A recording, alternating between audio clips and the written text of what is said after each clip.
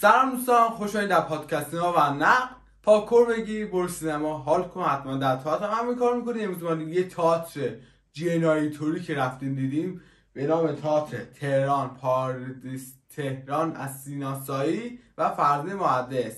این بهترین تئاتر بود که رفتم دیدم، عالی بود. میزانسرش در تماشاخانه ملک در شریعتی سمت جای خیلی خفنی بود، تئاترش بی‌نظیر بود، حال کردم. سینا سایی واقعا بی‌نظیر بازی می‌کرد. سینا سایی نباید رپر بشد، باید بازیگر میشد. استعداد داره واقعا. من که خودم بازیگری دارم می‌خونم تو دانشگاه، واقعا دارم میگم. اینم به اون دادن یه پوسترشون رو، حالا می‌بینید که اینجا کلی از چیزای عواملشون رو نوشتن و اینا اجرا رفته بودن. بعد دیدم که تو اینستاگرام چی گذاشتن، دیدم که سرم به دست اجرای سنگین رفتن دیگه. از نمیدونم زمان الان دیگه تا امسال دیگه آخرین اجراشونه دیگه.